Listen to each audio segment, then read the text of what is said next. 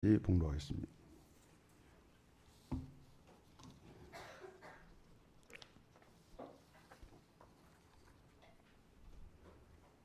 (22절입니다) 요셉은 무성한 가지 곧 샘 곁에 무성한 가지라. 그 가지가 담을 넘었도다.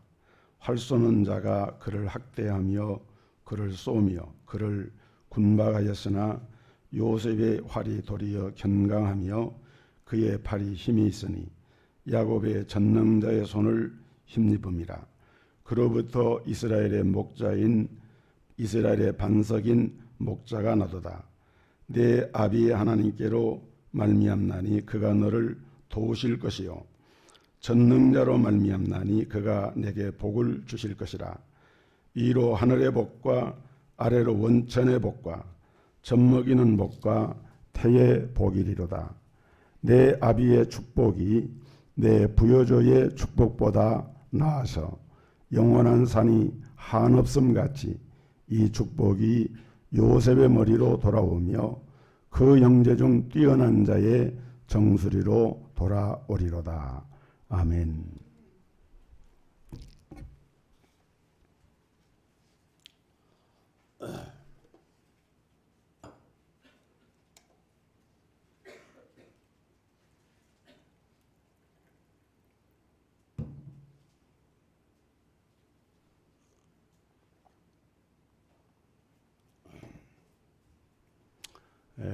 오래전에 인도의 어떤 어머니가 아주 말썽꾸러기이고 또 개구장인 아들을 데리고 간디 선생님을 찾았습니다. 선생님, 제 아들이 사탕을 너무 좋아해요. 사탕을 먹지 않도록 충고를 해주세요. 아마 선생님 말씀에는 순종을 할 것입니다. 간디는 그 어머니와 그 데리고 온 소년의 얼굴을 그윽한 눈길로 바라보면서 말했습니다. 죄송하지만은 보름 후에 아들을 데리고 다시 찾아오세요. 그때 말씀을 드리겠습니다. 그래서 보름 후에 엄마가 그 소년을 데리고 다시 간디 선생님을 찾아왔습니다. 그때 간디 선생님은 그 소년과 어머니를 향해서 이 소년을 향해서 말했습니다. 얘야, 사탕을 먹지 말거라. 사탕을 먹으면은 이빨도 빠지고 건강에 좋지 않단다. 그 말을 들은 소년은 고개를 끄덕이면서 예, 알았습니다. 그리고는 그 소년은 마음에 다짐을 하고 이제 사탕을 먹지 않겠다는 마음을 가지게 됩니다. 아이를 데리고 엄마가 나오면서 간디 선생님에게 물어봤어요.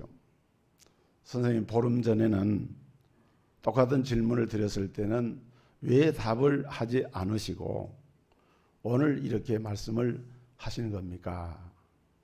그때 간디 선생님이 하는 말씀이 사실 나도 사탕을 좋아해서 사탕을 늘 먹고 있습니다. 그래서 그때는 그 대답을 못했습니다. 그런데 이번에 나도 기회에 사탕을 먹지 않게 되었습니다. 그렇게 얘기를 하더라는 겁니다. 여러분, 남의 잘못을 고쳐준다는 것이 쉽지가 않아요. 자기가 본을 보이지 못하면서 다른 사람이 그렇게 하라고 말하는 것은 위선일 수밖에 없습니다. 5월달 가정의 달 오늘 본문을 설교하려고 하면서 제가 설교자로서 제 자신을 이렇게 돌아보면서 나는 과연 가정에서 부모로서 자녀에게 합당한 부모인가? 또 성도들에게 가정의 자녀들에게 이렇게 교육을 하라고 가르칠 수 있는 그러한 자격을, 그런 모범을 내가 보이고 있는가 하는 걸 생각할 때 이 간디의 이야기가 생각이 난 것입니다. 여러분, 자녀 교육에 대해서 나는 자녀 교육에 성공했다라고 장담할 수 있는 부모는 아마 세상에 거의 아무도 없을 거예요. 그럼에도 불구하고 오늘날 현대인들의 최대의 관심사는 자녀 교육이라 해도 과언이 아닙니다. 자녀를 위해서라면 무슨 일이든지 다 하는 것을 보게 됩니다. 특히나 우리 한국의 부모님들은 자녀에 대한 애착이 강하고 교육열이 강하고, 그래서 비록 부모는 먹고 입고 쓰지 못해도 자녀들에게 자기의 모든 것을 걸어서 희생을 하면서 자녀 양육을 하는 것을 볼 수가 있어요. 또 어떤 분들은 그런 평가도 합니다. 우리나라가 자원도 없고 어떤 이 선진국으로 나갈 수 있는 기반인 그런 인프라가 되지 않는 그런 나라지만은 빠른 시간 안에 경제 부흥을 하고 성장할 수 있었던 것은 우리 한국의 부모님들의 그 가정의 자녀들에 대한 교육열, 이런 것들이 하나의 큰 힘이 되고 원동력이 되었다, 이런 평가를 하는데 결코 틀리지 않은 이야기라고 생각을 합니다. 우리가 자녀가 잘 되고 성공하는 것은 부모에게 있어서 최대의 기쁨이고 보람이 됩니다. 반면에 자녀가 잘못되거나 탈선을 하거나 또는 질병으로 고통을 당하거나 방탕과 타락으로 치닫는 그런 자녀를 두게 될 때에 그 부모의 아픈 마음은 이루 말로 다 헤아릴 수가 없는 것입니다. 문제는 누구나 다 자기의 자녀가 잘 되기를 바라는데도 자녀들의 현실은 그렇지를 못하다는 거예요. 가장 큰 문제가 무엇인가?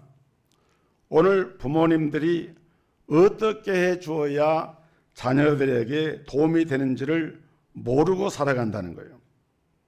여러분, 성공적인 삶을 살았던 성경의 인물들의 배후에는 반드시 영적인 부모, 신앙적인 부모가 있었어요. 모세에게는 요게벳이라고 하는 어머니가 있었습니다. 사무엘에게는 한나라고 하는 기도의 어머니가 있었습니다. 디모데에게는 유니게라고 하는 신앙의 믿음의 어머니가 있었습니다. 성경에서만 그런 것이 아니라 우리가 사회적으로 크게 공헌한 인물들의 배후에도, 예를 들면은 링컨의 어머니, 아인슈타인의 부모, 에디슨의 부모, 이런 분들은 한마디로 부모의 역할을 통해서 자녀들을 그러한 위치에까지 오르게 했던 그러한 부모님들입니다. 오늘 성도 여러분의 자녀가 복받는 인생이 되기를 소원하십니까? 여러분의 자녀가 성공적인 삶을 살아가기를 원하십니까? 그렇다면 부모된 우리는 그들을 위해서 과연 어떻게 무엇을 해줄 수 있을 것입니까? 오늘 봉독한 창세기 49장의 말씀은 야곱이 죽기 전에 자기의 12 아들들을 향해서 축복하는 장면 가운데 하나로서 11번째 아들인 요셉에 대한 야곱의 축복하는 부분의 말씀입니다. 저는 오늘 이 말씀을 통해서 우리 그리스도인들이 자녀를 위해서 무엇을 해줘야 할 것인가를 찾아보려고 합니다.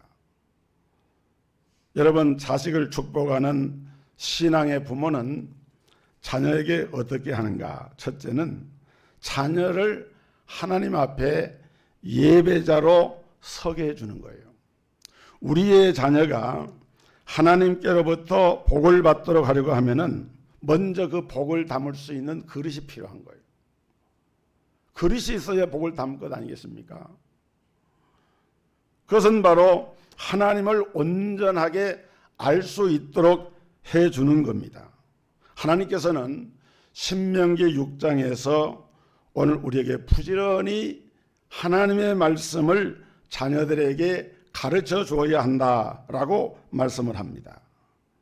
신명기 6장 6절에 보니까 오늘날 내가 내게 명하는 이 말씀을 너는 마음에 새기고 내 자녀에게 부지런히 가르치며 집에 앉았을 때든지 길에 행할 때든지 누웠을 때든지 일어날 때든지 이 말씀을 강론할 것이며, 하나님의 말씀을 항상 떠나지 않게 하라는 거예요. 여러분, 그렇다면 부지런히 성경을 가르치는 최고의 방법이 무엇이겠습니까? 그것이 바로 예배입니다. 우리가 자녀가 하나님을 예배하는 자녀가 되면은 그 자녀는 반드시 하나님을 만나는 자녀가 됩니다. 영적인 자녀가 됩니다. 성경적인 사고와 가치관을 가지게 됩니다. 하나님을 알고 하나님과 교제하는 자녀들이 하나님을 예배할 때에 하나님의 영이 그 속에 들어가서 일하시게 되는 거예요. 그런데 유감스럽게도 오늘날 많은 부모님들이 이 예배의 중요성을 잘 알지를 못해요. 보다 정확하게 말한다고 하면은 예배 정확성을 모른다라기보다도 삶의 우선순위를 잘 모르고 있는 것 같아요. 예배가 시간적 여유가 있으면 하는 여가 활동이 아닌 것입니다. 예배는 우리 인생의 본질의 목적이고 우리가 존재하는 이유고 우리가 하나님 앞에서 피조물로서 창조주 하나님 앞에 당연한 의무로서 이것이 없으면 사실은 성경적인 인간의 모습에서 존재할 가치조차 없는 거예요. 물론 일반 사회에서, 세상에서는 그런 말 하지 않죠. 그러나 적어도 우리가 성경에서 우리 인간의 존재 의의를 생각할 때 우리가 왜 존재하는가라고 하는 물음을 던졌을 때 그것은 바로 하나님을 예배하는 존재로 우리가 세움을 입은 거예요. 이 백성은 내가 나를 위하여 지었나니 나의 찬송을 부르게 하려 함이니라. 이사야 43장에 말씀한 것처럼 하나님은 당신의 형상대로 지음받은 인생을 통해서 예배를 통해서 영광을 받으시기를 원하시는 분이신 겁니다. 예배는 피조물인 인간이 누릴 최고의 시간입니다. 예배는 우주의 왕이시고 창조주이신 하나님과 만나는 시간입니다. 이런 시간을 어떻게 시간 낭비라고 할 수가 있습니까? 이런 예배의 시간의 소중한 가치를 안다고 하면은 여러분의 가정에 자녀들을 어떠한 수단과 방법을 동원해서라도 하나님의 전에 예배의 자리로 인도하는 것이 우리 부모님들이 자녀를 복받게 하는 길이라 그 말씀이에요. 여러분, 눈에 보이지 않는 하나님, 영이신 하나님을 우리가 어떻게 만나겠습니까? 예배를 통해서 만나는 거예요. 예배는 하나님을 만나는 시간입니다. 그리스도인의 표지는 예배를 드리는 것이고 예배는 모든 것이 포함된 종합 축복의 그 세트장과 같은 것이 바로 예배입니다. 여러분, 우리가 찬양을 통해서 하나님께 영광을 돌리게 됩니다. 기도를 통해서 우리의 마음의 소원을 하나님께 아뢰고 문제의 해결을 받게 됩니다. 하나님의 말씀이 선포될 때 그 말씀을 통해서 내 영이 그 말씀을 믿음으로 받아서 아멘으로 화답할 때에 그 말씀이 살아서 운동력이 있어서 영과 혼과 및 관절과 골수를 찔러 쪼개면서 내 영 안에 치료의 역사가 일어나게 됩니다. 우리가 헌금을 통해서 내 마음과 정성을 드립니다. 성도의 교제를 통해서 하나님의 사랑을 체험하면서 교회는 영적인 건강을 얻는 센터가 됩니다. 하늘의 복을 이 땅에서 누리는 영적인 보금자리가 바로 예배의 자리인 것입니다. 물론 예배는 꼭 교회에서만 드리는 것은 아니에요. 예배는 집에서도 드릴 수 있습니다. 직장에서도 드릴 수 있습니다. 개인 사무실도 드릴 수도 있어요. 그러나 문제는 하나님의 성전 예배가 없는 그러한 그 예배를 드리지 않는 그 사람에게 과연 진정한 그런 예배들이 이루어질 수 있을까요? 한국교회에 무교회주의자들이 있습니다. 교회가 모여서 예배드리는 것에 대해서 교회의 조직이나 제도나 교회 직분이나 이런 것들을 인정하지 않는 좀 극단적인 그리스도인들이 있어요. 이건 성경적인 그리스도인의 모습이라고 볼 수가 없습니다. 여러분, 하나님은 교회를 세우시고 이 교회를 통해서 여러분과 여러분의 자녀들을 만나기를 원하시는 거예요. 내 영혼이 하나님을 예배하는 그 시간에 하나님을 만나지 못하면은 내 영혼이 힘을 잃게 되어지고 영적인 쇠퇴의 길로 접어드는 그런 결과를 가져오기 때문에 오늘 그러므로 하나님을 온전히 알지 못하면은 오늘 우리가 아무리 자녀들을 축복을 해도 그 축복은 밑 빠진 독에다가 물을 붓는 것처럼 부어도 세워버리고 맙니다. 여러분 가정의 자녀들을 예배자로 세우시기를 주의 이름으로 축복합니다. 축복합니다. 예배자로 세워놓은 부모가 그 자녀를 복되게 하는 부모인 거예요.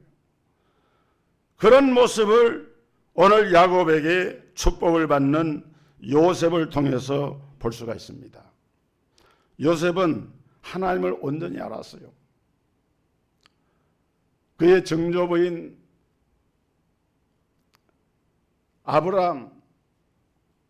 아브라함의 하나님, 그의 조부인 이삭의 하나님, 그의 아버지 야곱의 하나님, 그리고 요셉은 그 하나님을 자기 하나님으로 믿고 고백을 해서 어렸을 적부터 그는 하나님을 부모로부터 배웠습니다. 나이가 17살 때까지 그렇게 배우다가 애굽으로 노예로 팔려가서도 그곳에서 다시 억울한 일을 당해서 감옥에 들어가서도 절대로 자기 인생을 포기하거나 낭망하지 않고 하나님을 의지하면서 산 사람이 요셉이었습니다. 그래서 창세기 39장 2절에 보니까 여호와께서 요셉과 함께 하심으로 그가 형통한 자가 되어 그 주인 애굽 사람의 집에 있으니 그 주인이 여호와께서 그와 함께 하심을 보며 여호와께서 그의 범사에 형통케 하심을 보았더라. 누가 본 거예요? 보디발 장군이 본 겁니다. 자기 집에 가정총무로 세웠다가 나중에는 감옥에까지 들어간 죄수가 되었던 요셉이지만은 그런데 보니까 요셉이라고 하는 사람은 좀 특별한 거예요. 그의 말이나 인격이나 생활도 물론 눈여겨봤겠지만은 핵심적인 뭘까요? 요셉이 하나님께 제단을 쌓고 하나님께 기도하고 하나님을 예배하는 것을 보면서 이 사람은 하나님 여호와를 예배하는 사람이로구나. 이것을 보디발이 이것을 본 거예요. 그래서 요셉이 범사에 형통케 되어지는 그 모습을 보면서 이 사람은 하나님이 함께하는 사람이구나. 저는 우리 성도들 가정의 자녀들이 그런 복을 누릴 수 있기를 주님의 이름으로 간절히 축복합니다. 그대로 그렇게 되셔야 돼요, 자녀들에게. 여러분 본문 24절을 보면은 요셉의 활이 도리어 견강하며 그의 팔이 힘이 있으니 야곱의 전능자의 손을 힘입음이라. 그로부터 이스라엘의 반석인 목자가 나도다. 여러분 요셉이 왜 이렇게 강건하고 힘이 있었을까요? 요즘 사람들 힘 빠진다는 소리 많이 하죠? 왜 힘이 빠집니까? 전능자의 힘을 의지하게 되면은 힘 빠질 이유가 없어요. 하나님을 바라보는 사람들은 힘이 빠질 이유가 없는 거예요. 요셉은 전능자 하나님을 의지했더니 그의 팔이 견고하면서 사람들이 바라볼 때에 참 요셉은 하나님이 함께하는 사람이구나. 오늘 여러분의 자녀를 하나님을 예배하는 예배자로 만들기를 주의 이름으로 축복합니다. 두 번째로 자녀를 축복하려면 우리 부모님들이 먼저 하나님의 복을 받아야 돼요. 여러분 부모님들은 눈에 보이는 최초의 스승이고 영적인 교사입니다. 우리 크리스찬 부모님들은 자녀들에게 최초의 영적 스승이고 교사인 거예요. 여러분, 2차 세계대전 당시에 이 구라파의 독일을 대항해서 싸운 전쟁 지도자 가운데 윈스턴 처칠 경이 있습니다. 윈스턴 처칠은 참 대단한 정치인이었고 또 문필가였고 그 자서전을 통해서 노벨 문학상까지 수상한 작가이기도 했고, 그런데 이 노벨 윈스턴 처칠이 그 생애를 전후에 그 윈스턴 처칠의 생애를 이렇게 기리는 특집 기사를 어떤 그 당시 신문사에서 기획 시리즈로 실으면서 과연 윈스턴 처칠을 처칠되게 한 배우의 그 스승들은 어떤 스승들이 있었는가. 그래서 윈스턴 처칠 잘할 때 그 학교, 그 이튼 스쿨이라고 하는 고등학교 또 대학교 이런 과정에서 영향을 준 선생님들을 이렇게 연구를 해가지고 신문에다가 쭉 이렇게 이제 발표를 했어요. 이 시리즈가 다 끝났을 때 윈스턴 처칠이 그 신문사의 편집장에게 전화를 걸어서 이렇게 말했습니다. 나의 영향을 준 나를 지도해준 훌륭한 선생님들을 이렇게 많이 설명을 하고 기사에 실으셨는데 나에게는 정말 위대한 스승이 한 분 계십니다. 그분이 누구냐고 물으니까 그분은 바로 나의 어머니입니다. 사실은 처칠이 어렸을 적에 말더듬이고 말을 잘 못했다 그래요.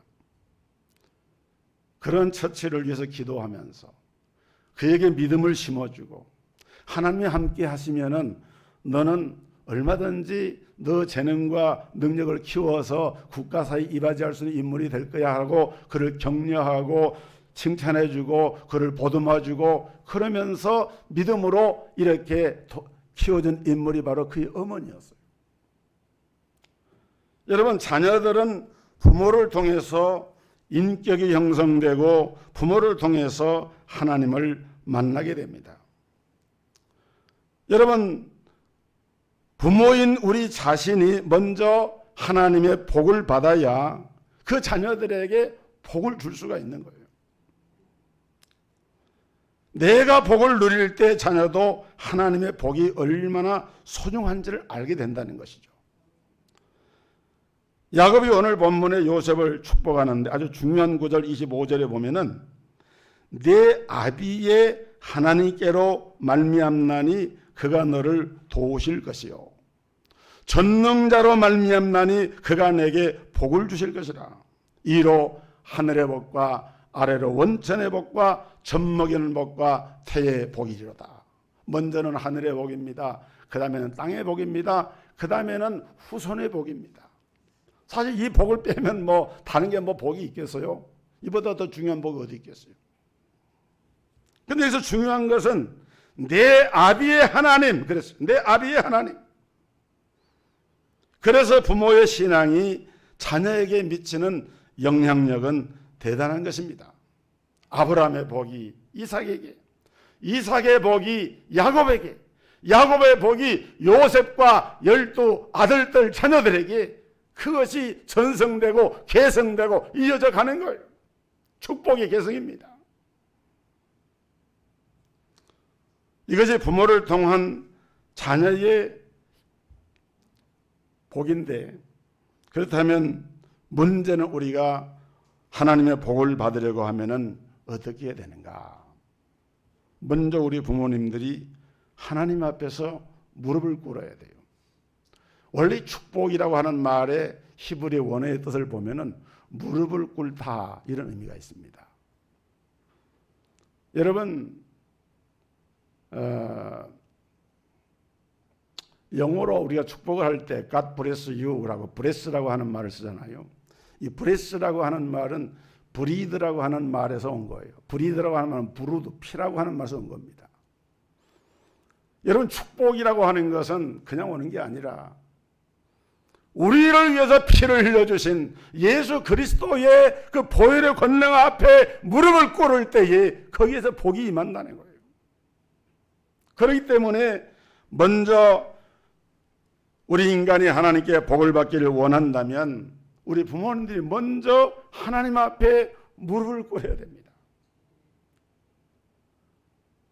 먼저 하나님 앞에 신앙의 모범자가 되어야 합니다. 이삭 앞에 무릎을 꿇고 복을 빌었던 야곱처럼, 저 예수님 앞에 무릎을 꿇었던 가나안 여인처럼,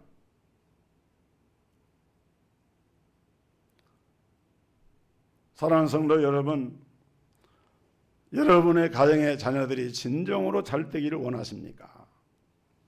먼저 부모님들이 무릎 꿇는 부모가 될 수 있기를 주의 이름으로 축복합니다. 그 다음에 영적인 지도자를 무조건 하고 존경하는 태도를 부모님이 가져야 돼요. 엘리사가 엘리야에게 존경하며 따랐듯이, 다윗이 사무엘을 존경하며 따랐듯이, 여러분의 영적 지도자에게 존경하는 태도를 가지고 그 믿음을 가지고 살 때에 자녀들이 그것을 보게 되는 거예요. 교회 안에는 담임 목사를 비롯해서 목회자가 있고, 지금 또 이번 주일은 사실은 교사 주일이고 교회 학교 교사를 기리는 주일이기도 합니다.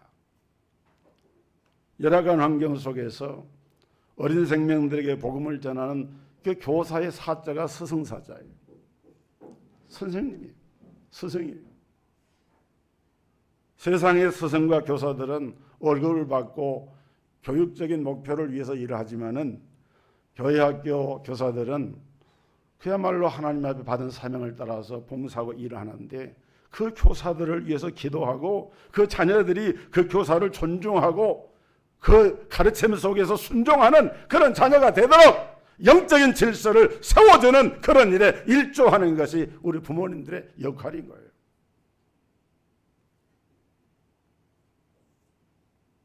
그렇지 않기를 바랍니다마는 입만 열면 교회 불평하고 또는 사역자에 대한 불평의 말을 쏟아놓고, 여러분 그런 가정의 자녀들은 잘 될 수가 없습니다. 성경적인 얘기를 하는 거예요. 그렇기 때문에 절대로 자식 앞에서 교회 지도자를 욕하거나 교회를 비방해서는 안 됩니다. 그것은 자기 자식들에게 복약을 먹이는 것과 같아요. 그리고 여러분은 자식들의 무릎을 꿇게 해야 됩니다. 누구에게? 하나님께 무릎을 꿇고 부모님에게도 무릎을 꿇게 해야 돼요. 성경에 보면은 이삭은 아버지 아브라함에게 무릎을 꿇었어요. 야곱도 아버지 이삭에게 무릎을 꿇었어요.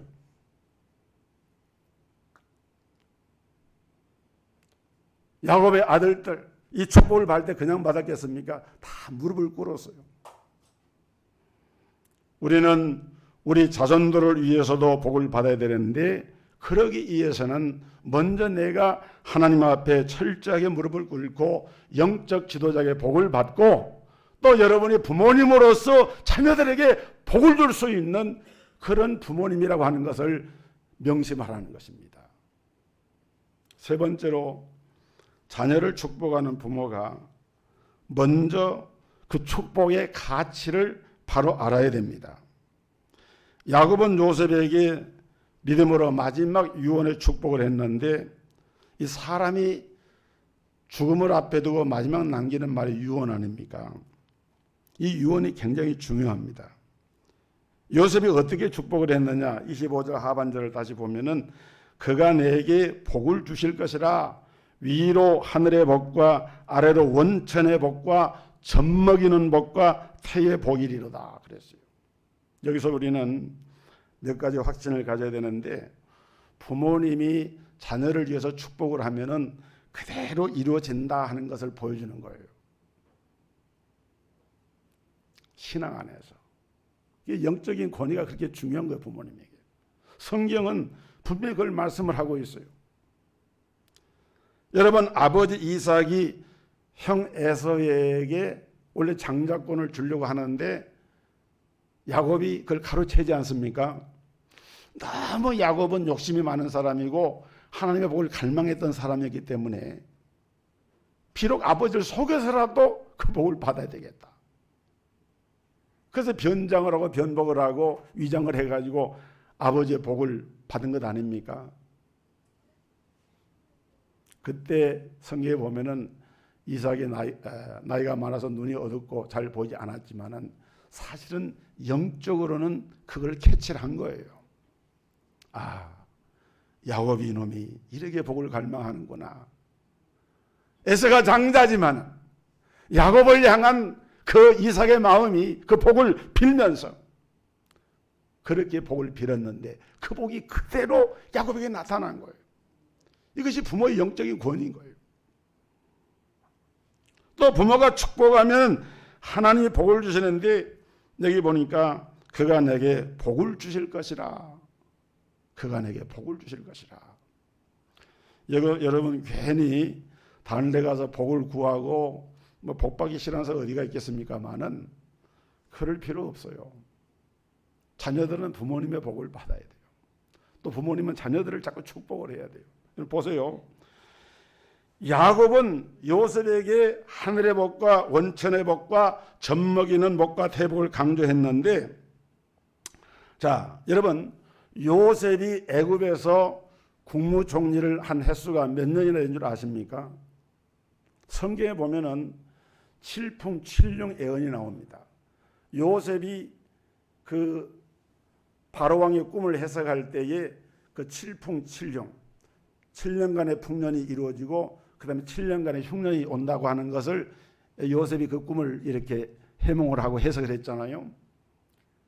그러면서 바로 총리가 된 거예요. 그럼 우선 기본적으로 7년 풍년이 있고 7년 흉년에서 14년간은 총리가 됐죠. 그 다음에 창세기 47장 27절을 보면은 야곱이 애굽에 내려올 때 135세에 내려왔는데 그로부터 17년을 살고 죽습니다. 그가 죽자 국상이 벌어집니다. 70일의 장례가 그것을 보여줍니다. 여러분 요셉의 아버지인 야곱이 죽었을 때 성경에 보니까 70일 동안 국상을 치렀어요. 그거는 요셉이 총리직에 있기 때문에 가능한 거예요. 그러면은 야곱이 가나안 땅에서 애굽에 내려올 때 그때가 몇 년 전인가 하면은 7년 풍년이 지나고 흉년이 들어온 해의 둘째 해입니다. 그 얘기는 무슨 얘기인가 하면은 야곱이 가나안 땅에서 애굽에 내려올 때 그때 이미 아들 요셉은 애굽에서 총리로 9년 동안 재임을 하고 있는 거예요. 9년 동안 재임을 하고 있는데 그로부터 17년이 지났으니까 요셉은 26년째 아버지가 죽을 때 26년째 총리를 하고 있는 거예요. 그 후에 몇 년 더 했는지 정확하게 알 수 없지만은 적어도 30년 내외를 했다라고 가정할 때 그때 바로왕은 애굽의 모든 권한을 다 사실은 이름만 왕이지 실제로 애굽의 모든 권한은 요셉에게 다 주었습니다. 강력한 군주 이상의 권세를 가지고 그야말로 생사여탈의 권한을 가지고 나라를 통치하고 다스리는 이러한 이 복을 누린 사람이 요셉인데 그 요셉의 복이 그렇게 임한 것은 하나님께서 야곱을 통해서 축복한 그 축복이 그대로 이어지고 있다는 것을 보여주고 있는 거예요. 여러분, 우리 부모님들은 책임감을 갖고 한나 한 사람이 사무엘을 길러서 나라를 구원해내고 요게벳 한 사람이 모세를 잘 길러서 이스라엘을 애굽에서 종살이하는 것에서 구해냈던 것처럼 오늘 우리 성도들의 가정의 자녀들이 영적인 부모님의 권세 아래서 복을 받아서 여러분의 자녀가 예배와 성경 배우기를 소중하게 여기고 믿음의 반석에 바르게 세워져서 그런 은혜가 임하기를 주의 이름으로 축원합니다. 된 얘기인데요. 미국의 얘기입니다. 실제 있었던 얘기입니다. 12살 된 아이가 권총으로 자살을 했어요. 이 아이는 얼굴도 잘생겼고 성적도 전교에서 1, 2등을 다투는 애입니다. 또 스케이터 선수였어요. 그래서 시카고에 말하자면 주 대회도 나가고 이런 소년이었는데 죽기 전에 시카고에서 열리는 이 스케이트 대회에 나간다고 이렇게 하니까 엄마가 제지했습니다. 공부 안 하고 시카고까지 스케이트를 타러 가도 되겠느냐? 나무라면서 이렇게 했는데 이 말을 듣고 평소에 늘 칭찬받은 이 아이가 마음이 좀 삐뚤어진 거예요. 2층에 아버지 방으로 올라가서 아버지 서랍에 있는, 미국 사람은 권총을 자유로 소지합니다. 서랍에 있는 권총을 꺼내가지고 자기의 머리에 쏴가지고 그렇게 죽고 말았어요. 자기가 하고 싶은 것을 막았다고 권총 자살을 한 거예요. 여러분 지금 미국의 총기 소지 문제가 사회적인 큰 이슈화가 되고 문제가 되고 있는데 미국이 언제부터 이렇게 험난하게 되어졌느냐? 1962년부터 미국의 국공립학교에서 성경을 법으로 가르치지 못하게 법을 만들었어요. 그 전만 하더라도 미국이라 하는 나라는 청교도 후예로서 주마다 법이 다 다르지만은 성경을 가르치고 하나님의 말씀으로 교훈하는 것을 국가적인 이념으로 삼고 그들의 말하자면 국가의 국부라고 일컬어지는 조지 워싱턴이나 제퍼슨이나 아브라함 링컨이나 이런 신앙의 선진들을 받아가지고 그렇게 살아왔는데 성경을 가르치지 않게 되니까 어떤 일이 벌어진 줄 아십니까? 여러분 미국에서 히피족이 생겨나고 지금 마약이라든지 이런 것들이 창궐하기 시작한 것이 60년대 65년 월남 전쟁과 더불어지면서 그때부터 미국 사회가 말하자면 성경적 가치관에서 이탈하는 그런 사회가 됐어요. 이건 최근 얘기인데 바로 지난주 있었던 일입니다. 지방대학이지만은 전국에서 우수한 인재들이 들어가는 한동대학교라고 하는 기독교 대학이 있어요. 그 한동대학교에서 동아리 그룹의 한 리더가 학생이 페미니스트 여성 성인권을 가지고 동성애 같은 것을 이렇게 강조하고 그런 것을 이슈화해 가지고 그룹을 만들어서 그런 어떤 의견들을 발표하고 하는 그런 리더가 있었는데 한동대학교 학교 이념은 그것이 아니잖아요. 창조주 하나님을 섬기고 하나님의 자녀들이 성경에서 그 많은 동성애 같은 허용을 그러면 되겠습니까? 그래서 학교의 교무처장, 교목처장 중요한 보직 교수들이 그 학생에게 회의를 해가지고 징계를 내렸는데 무기정하게 처하는 징계. 그거는 사건 자체는 재작년에 일어난 일이고 그것이 최근에 법원에서 대법원에 지방 법원에서 판결이 난 거예요. 재판을 끌어오다가. 근데 이 학생이 교수들 세 사람에게 1,100만 원씩 해가지고 그 명예훼손으로 이런 사실들을 학교 여러 그룹에서 공개적으로 비판하고 자기 명예를 이렇게 실족을 시켰다. 그래가지고 그 명예훼손을 고소를 했는데 다른 두 교수는 직접 책임을 있지 않지만은 그 교목 목사님에 대해서 벌금 500만 원의 실형이 떨어졌어요. 저는 그걸 보면서 기독교 복음을 증거하는 대학교에서 목사님이 설교 시간에나 강의 시간에 학생들에게 잘못된 성경적 가치관에 대해서 그런 학생들을 그걸 정죄하는 것이 아니라 이래서는 안 된다라고 충고하고 가르치는 그런 행위조차도 현행의 실정 법에서 그들 벌금을 부과하는 이런 사회가 지금 된 거예요. 우리 한국이. 무서운 얘기입니다. 여러분 성경은 인간의 기본을 가르칩니다. 하나님의 나를 왜 창조하셨는지를 알게 합니다. 사명감을 갖게 하고 생명의 가치를 알게 합니다. 학교 교육이나 학원 교육의 한계를 여러분이 바로 아셔야 되는데 이 세상의 교회에서, 이 세상의 교육에서는 절대로 영적인 진리를 가르치질 않아요. 아무도 죄가 뭔지, 제가 누군지, 소중한 생명을 권총으로 자기 머리에 대고 쏘아서 성적이 아무리 좋고 유능한 스포츠 스타가 된다 한들 그 가치관이 빗돌아 있다고 하면 그게 무슨 자녀입니까? 괴물이지. 여러분의 자녀들에게 믿음의 복을 물려주시는 부모가 되시기를 주의 이름으로 축복합니다. 기도하겠습니다. 은혜로우신 하나님 아버지, 5월 가정의 달을 맞아 정말 하나님의 복을 자녀들에게 전수하는 부모가 되기를 간절히 원하는 마음으로 오늘 저희들이 함께 말씀을 나누었습니다. 우리 사회가 성경적 가치관을 떠나서 인본주의와 세속주의와 물량주의와 잘못된 이런 가치관의 확장으로 인하여서 교회와 복음운동이 회방을 받고 대적을 받는 이런 시대 상황 속에서 우리 동석교회와 우리 성도가정의 자녀들이 정말 믿음의 부모님 밑에서 저들이 예배자로 세워지게 하여 주시고 진정한 복음의 가치를 깨닫는 자가 되게 해주시고 그리스도 예수 안에 있는 하나님의 은혜와 복을 이 땅에서만 아니라 영원한 하나님의 나라에서까지 누리는 하나님의 복을 계승하는 자녀들이 되게 하여 주옵소서.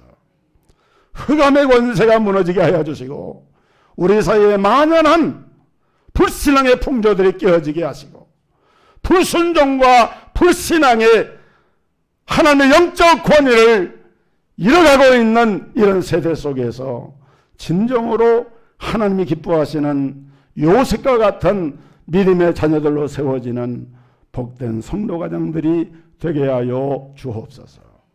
예수님의 이름으로 기도하옵나이다. 아멘.